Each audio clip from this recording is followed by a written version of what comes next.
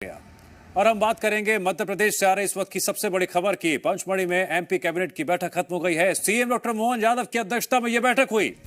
Cabinet बैठक में कई अहम फैसले लिए गए हैं। सीएम डॉक्टर मोहन यादव बड़ी सौगात देंगे।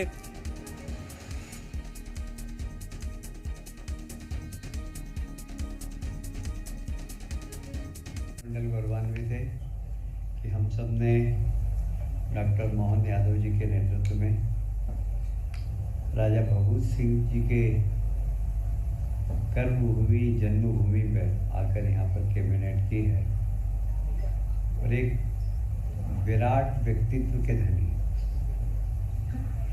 जिन्होंने 1857 के क्रांति में तात्या टोपे जी के साथ मिलकर जिस प्रकार अंग्रेजों के छक्के छुड़ाए थे और न छक्के छुड़ाए बल्कि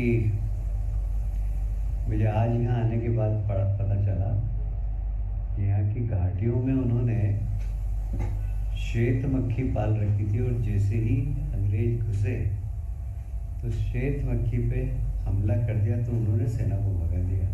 ये शायद विश्व का एक पहला कोई उदाहरण होगा कि राजा भगत सिंह जी ने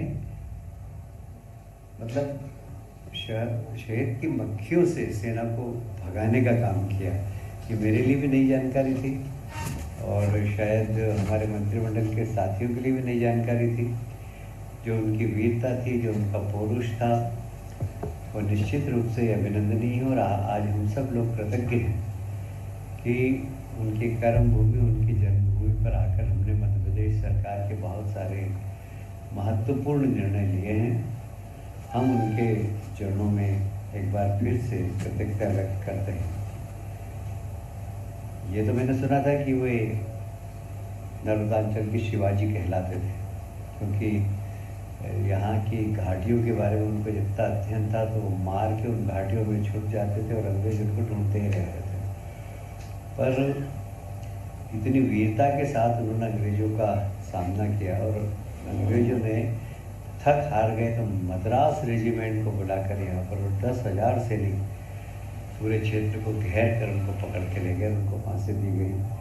आप समझ सकते हैं कि एक व्यक्ति जो 1500 की सेना में बनाकर और अंग्रेजों से लड़ता रहा, उनको परास्त करता रहा, उनकी बड़ी बड़ी सेना को हराता रहा, उनके लिए 10,000 सैनिकों का एक दल मद्रास से बुलाकर, मद्रास रेजिमेंट बुलाकर, कितना आतंक होगा अंग्रेजों के दिमाग में उनके प्रति।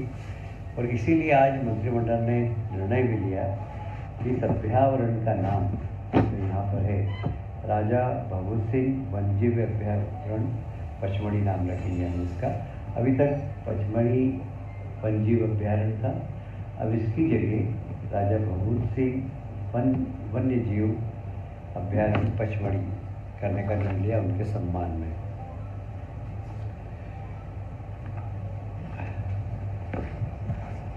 आज माननीय मुख्यमंत्री जी ने कैबिनेट के पहले, जैसे कि आप सब जानते हैं कि मालवा की महारानी लोकमाता अहिल्याबाई की 30वीं जन्म शताब्दी के अवसर पर 31 तारीख को समापन के रूप में माननीय प्रधानमंत्री जी के मुख्य अतिथि में विराट महिला सशक्तिकरण सम्मेलन किया था। उसमें लगभग 2 लाख से ज़्यादा महिलाएं सम्मिलित हुई थी। उसके साथ ही उन्होंने तोहफे भी दिए। एक दमोह में एयरपोर्ट दिया प्रधानमंत्री जी ने और एक सतना में दिया, दतिया और सतना दोनों में उन्होंने दिया। तो हम सब प्रधानमंत्री जी को के प्रति भी अपनी कृतज्ञता व्यक्त करते हैं। और साथ ही इंदौर में मेट्रो की शुरुआत की। मैं इंदौर का बाशिंदा हूँ। हमने तांगे में यात्रा की, फिर टेम्पो पे आए, फिर नगर सेवा में आए, फिर बस में आए, BRTS में आए और अब इंदौर के लोग मेट्रो में यात्रा करेंगे। और ये हम सबका सौभाग्य है कि ये विकसित भारत का सपना जो प्रधानमंत्री जी ने देखा है, हमने भी विकसित इंदौर का सपना देखा था। तो हमारी आंखों के सामने हम साकार होते हुए देख रहे हैं और इसमें हमारे देश के प्रधानमंत्री, केंद्र की सरकार और हमारे प्रदेश के लोकप्रिय मुख्यमंत्री doctor Mohan Yadav ji double engine की सरकार के कारण ही संभव हो सका। इसके साथ ही हम मेट्रो को इंदौर से उज्जैन तक भी ले जा रहे हैं। हम कोशिश कर रहे हैं कि 2028 के सीजन के पहले हम मेट्रो इंदौर और उज्जैन के बीच चला दें। उसके लिए बहुत द्रुत गति से काम चल रहा है। माननीय प्रधानमंत्री जी ने अपने भाषण में मध्य प्रदेश सरकार के कार्यों की सराहना की, विशेषकर महिला सशक्तिकरण में जो मध्य प्रदेश की सरकार ने काम किए हैं उसकी उन्होंने सराहना भी की है। मुझे इस बात की प्रसन्नता है कि डबल इंजन की सरकार क्या होती है अब ये प्रदेश की जनता भी समझ रही है और देश की जनता भी समझ रही है। पिछले दिनों आपने देखा होगा कि माननीय मुख्यमंत्री जी ने जल गंगा संवर्धन अभियान 30 अप्रैल तक के लिए घोषणा की थी।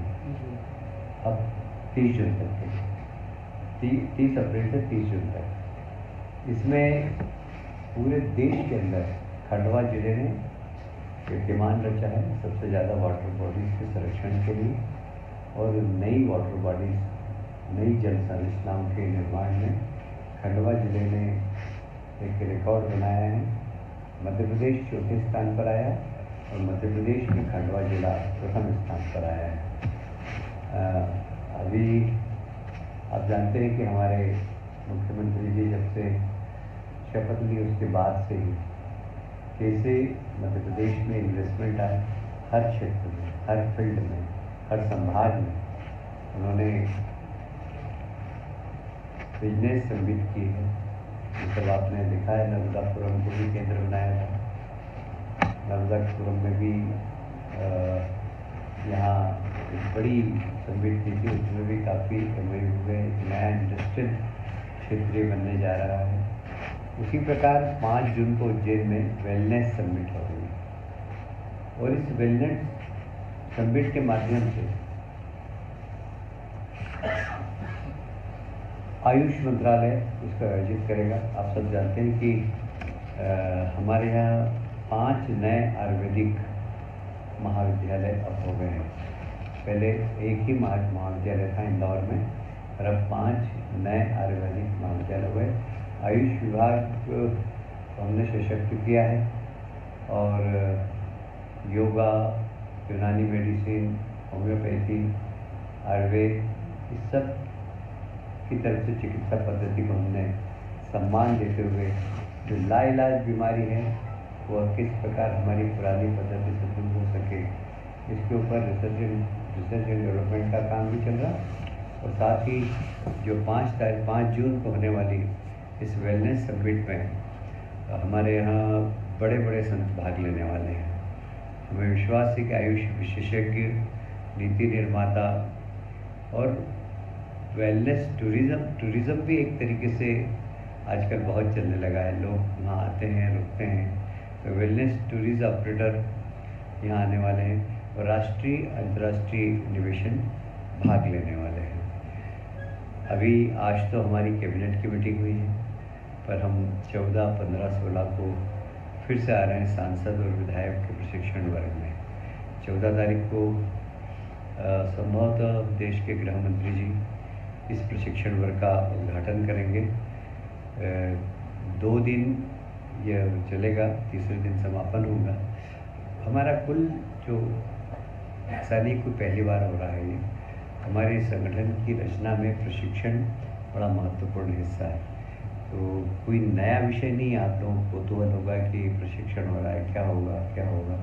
कुछ नहीं, हमारे विचार, कार्य पद्धति, लोक व्यवहार, हमारी दिनचर्या कैसी होनी चाहिए, मीडिया पे हमारा किस प्रकार, सोशल मीडिया, फिर योग प्रतिदिन करना चाहिए, प्राणायाम करना चाहिए। इस संदर्भ में विधायक सांसदों से चर्चा करेंगे गृह मंत्री जी और मीडिया प्रबंधन, सोशल मीडिया प्रबंधन विशेष रूप से उस पर माननीय सांसद और विधायकों से चर्चा करेंगे। तीसरे दिन इसमें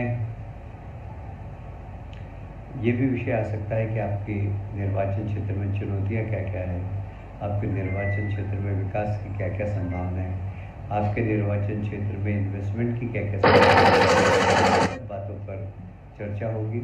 और यहाँ पर लोक माता अहिल्याबाई के जीवन पर एक नाटिका का भी मंचन किया जाएगा, जिसमें आप सब भी आमंत्रित हैं, क्योंकि वह नाटिका बहुत ही अच्छे तरीके से इसको मंचित किया गया है महाराष्ट्र के कलाकारों ने। तो आप सबको भी मैं निमंत्रण देता हूँ।